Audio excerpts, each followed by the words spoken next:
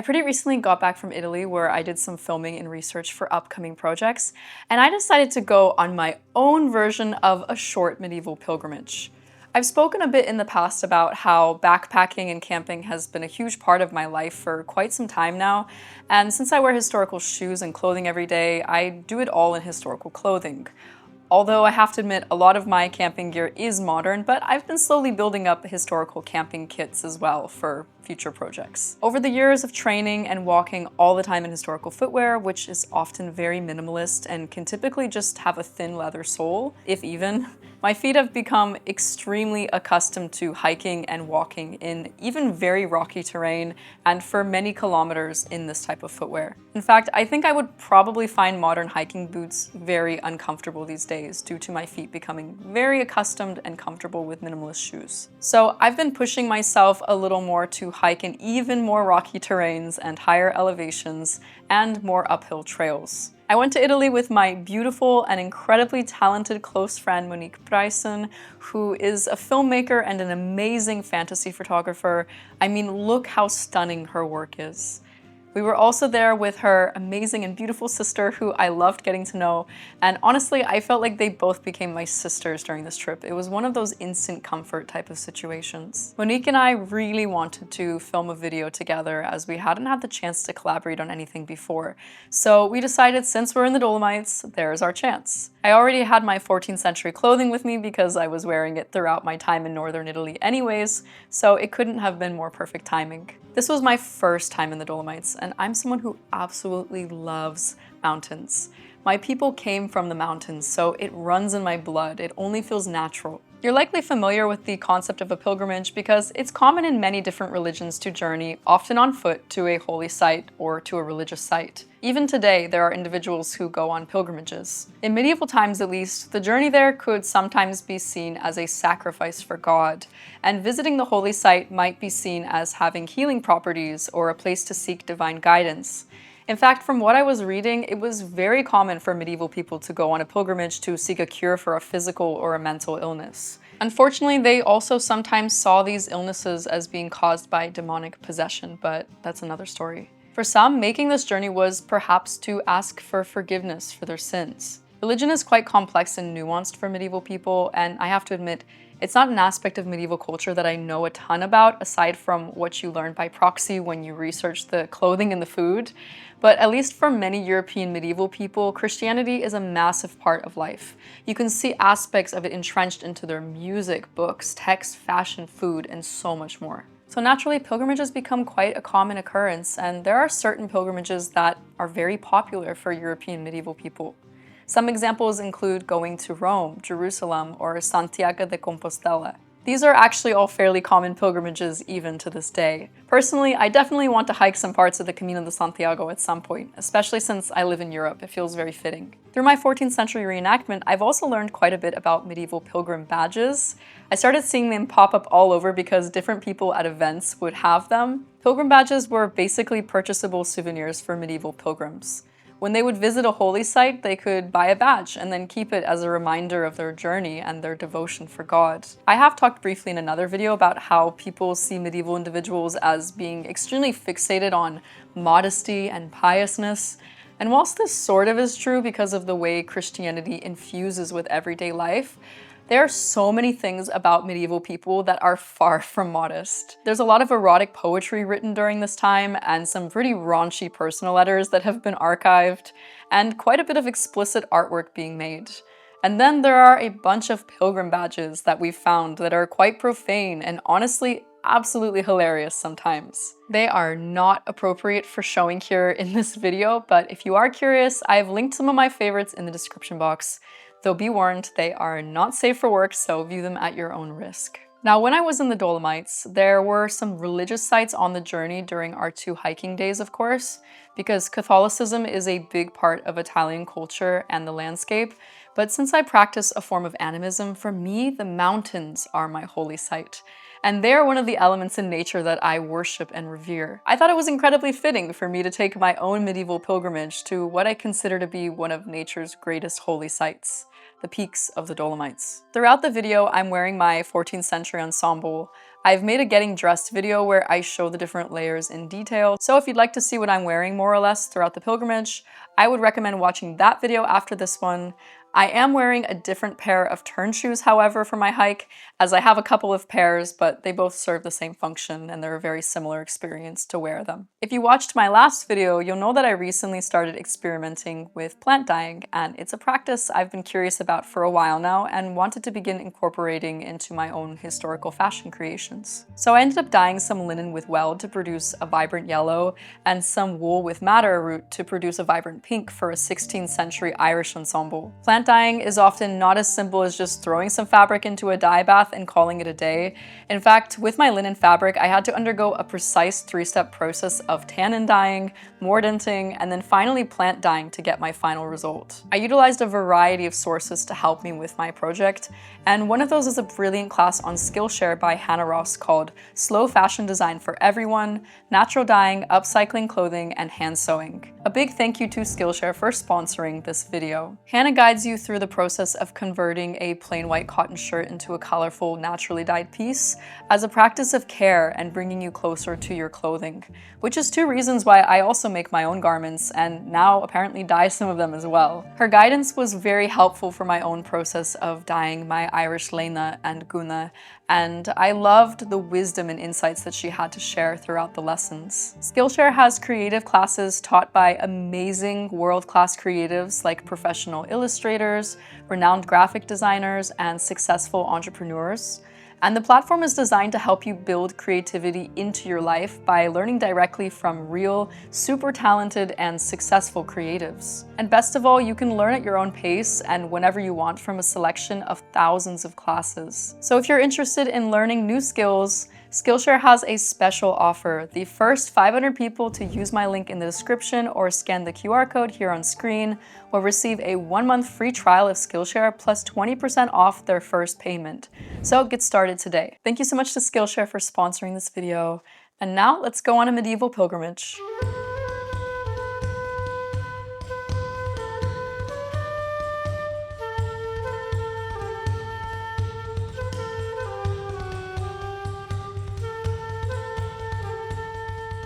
Where are we going?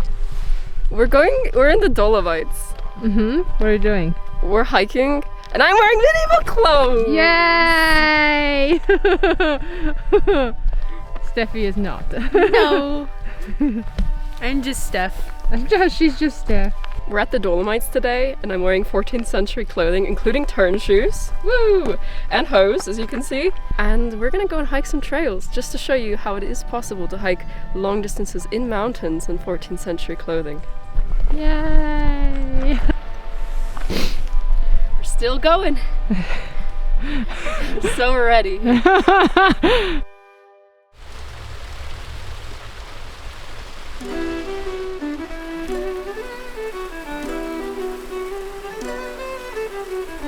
Wow.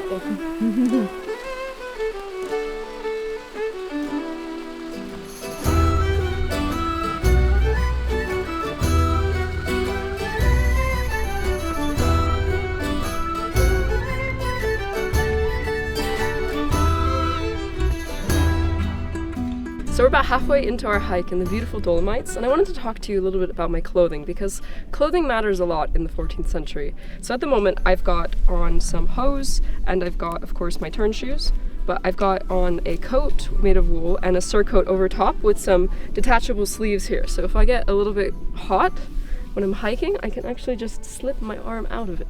I'll show you. And they just dangle there. It's perfect. So nice.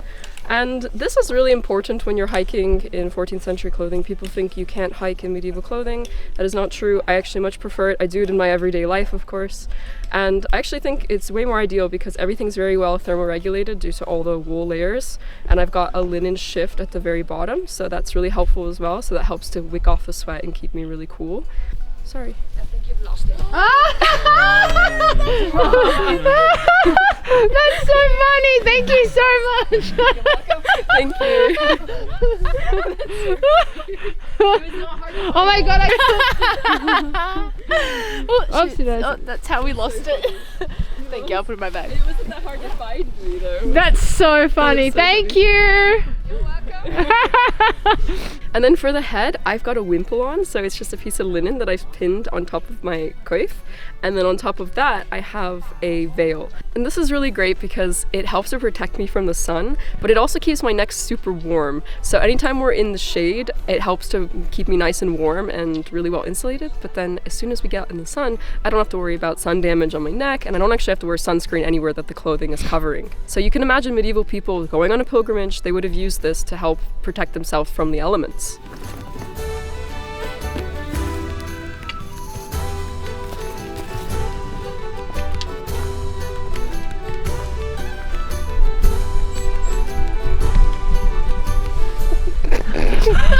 We're doing it. I'm so sorry. It's not on me? No, it's just on me.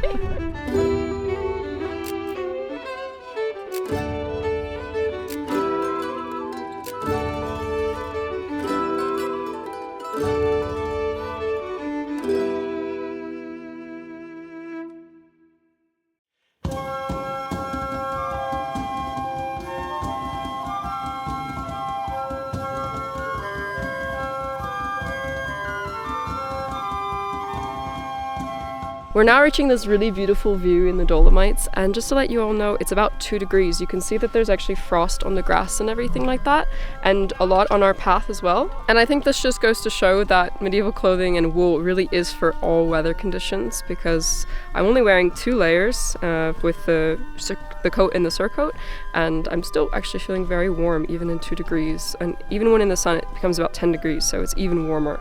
So I think these might be junipers, but I'm not very good at identifying conifers, so I don't really know. Girl, to me they're just bush.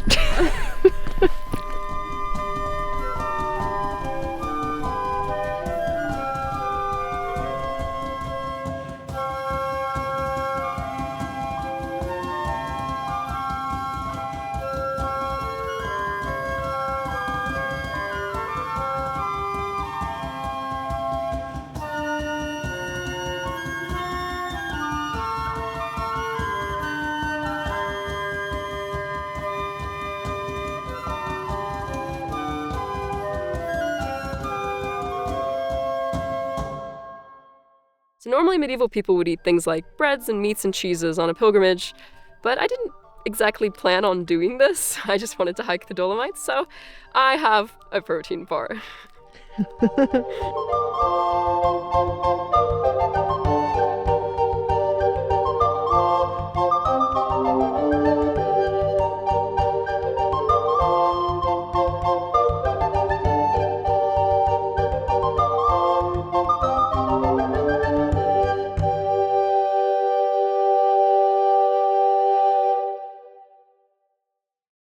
Stella splendens in monte ut solis radium miraculis serato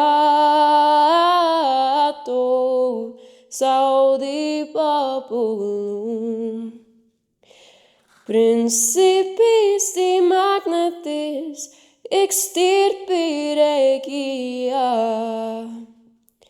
seculi potestatis obtenta venia peccaminum proclamant tundentis pectora Poplite flexo clamant hic ave Maria. Okay, it's done. Woo!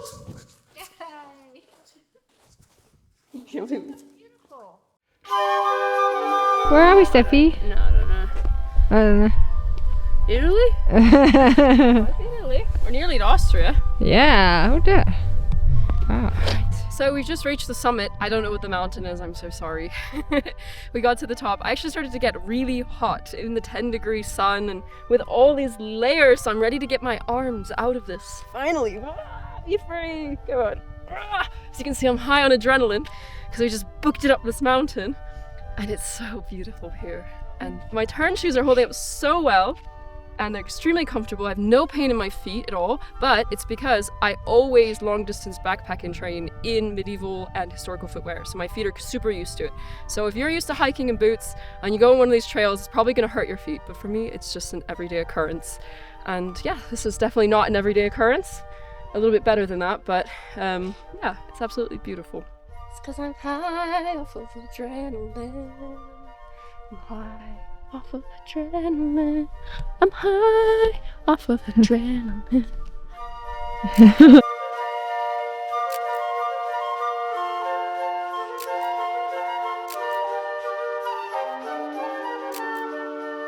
We're nearly done now with the hike, and there's a little pig in the background. And look at this beautiful view of the Dolomites. Wow. Wow, I feel so lucky to be here. So beautiful. And with my two beautiful friends, Monique and Stephanie. Love you. Love you. Surprisingly, not that many people were that curious about what I was wearing. There was just one person who asked, and I just told them, like, I'm doing a 14th century medieval pilgrimage. And they asked, like, if Italy also had this clothing, and I was like, yeah, very similar to this, even though this is more like Scandinavia. But there were a few moments where things were pretty muddy, so I had to just be extra careful. There's this kind of technique you use with turn shoes because they have leather soles that helps you to keep friction better when you're walking, especially down hills. And basically what you do is you kind of go sideways like this, and it just helps to kind of distribute the weight more evenly around your foot. And another thing you can do is just put more emphasis on the ball of your feet. So because of that, your muscles in your legs will develop a bit differently actually with wearing minimalist or medieval footwear when you do long distance hiking. I find like my calves are a lot more sore and maybe a bit more strain on my knees as well, but it doesn't hurt or anything like that. But afterwards, usually my legs are quite shaky because it's just been worked out all the muscles. The only thing I wish I could have had on the hike was some medieval gloves. And they're these really beautiful nail-bound ones, but I didn't have a pair because I kind of wasn't that expecting to do this specific video at this moment, so I didn't bring any. But yeah, it was really nice. I also wish I would have brought a Pilgrim badge that I have at home that Devin actually gave me. Hi, Devin. So yeah, that would have been nice to also have like my little adornment to wear with me. And also, I didn't really bring the proper bag. I kind of just have this like net bag that I shoved all my stuff into and like my little leather bag, but I would have liked to have more of like a Pilgrim style bag. Overall, the experience was really beautiful. I think we hiked about 10 kilometers, something like that. 10? Yeah. And so it wasn't that crazy of a hike. It wasn't that long, but I definitely recommend doing this. It's really fun to dress up in medieval clothing or any historical period and go on a long hike with your friends and get your friends involved, because that's what pilgrimages were for. It was for people to be able to all together as a community go and be devotional to their whatever god they were choosing to be devotional towards.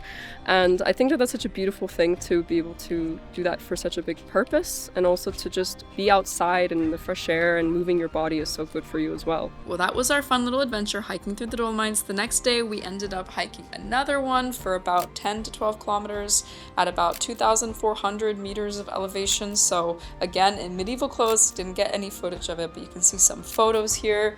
A big thank you to Monique as well as Steph for the incredible adventure. I had so much fun with both of them. Thank you so much for watching. I'll see you all in 2 weeks for another video.